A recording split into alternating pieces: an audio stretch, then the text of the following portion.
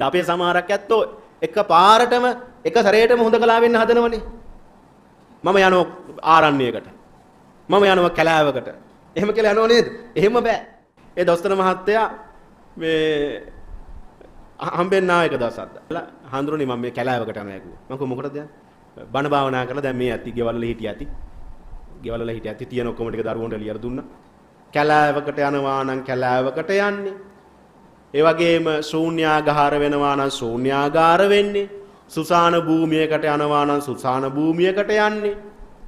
පිදුරු සෙවිලි කරපු පැල්පතක වාසය කරනවා නම් සිදුරු සෙවිලි කරපු පැල්පතක වාසය කරන්නේ. මෙන්න මේ කාරණා පහ සම්පූර්ණ කරගෙන ශ්‍රද්ධාව උපදවාගෙන පැවිද්ද ලබාගෙන පස් කම් වලින් වැළකී ඒ කාම අවිස්සන ඒ සිතුවිලි වලින් අරමුණු වලින් වැළකීලා ලද දෙයෙන් සතුටු වෙලා ඉන්ද්‍රිය සංවර කරගෙන තමයි හුදකලා වෙන්නේ.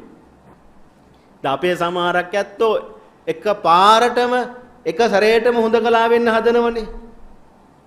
මම යනවා ආරණ්‍යයකට. මම යනවා කැලෑවකට. එහෙම කියලා යනව නේද? එහෙම බෑ. එහෙම ගියොත් එහෙම දැන් මං අඳුරන දොස්තර මහත්තයෙක් ඉන්නවා.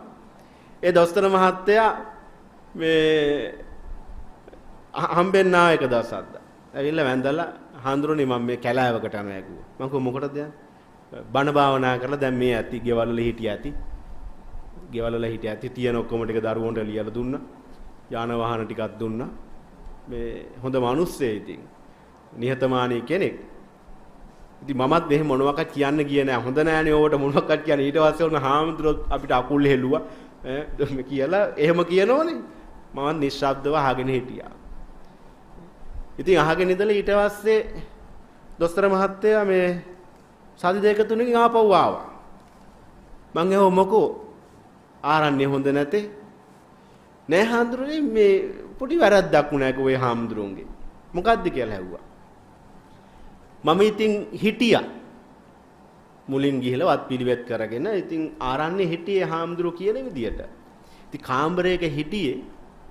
ඒ කාමරේ නිදා ගන්න හරියට ඇඳක්වත් නැහැ. මදුරුවොත් ඉන්නවා.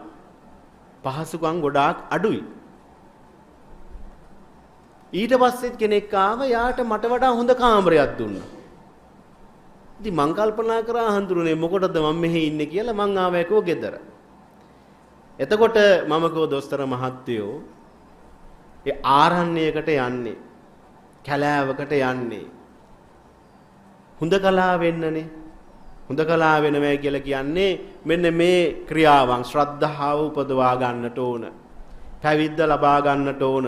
පස්කම් වලින් එතකොට ඒ ආශාවන් වලින් විනිර්මුක්ත ඒවාට බැඳිලි ඉන්නේ නැහැ. ඒ වගේම ලද දෙයෙන් සතුටු වෙන්නට ඕන. ඉන්ද්‍රිය සංවර කර ගන්නට ඕන. ඊට පස්සේ තමයි හුදකලා වෙන්නේ.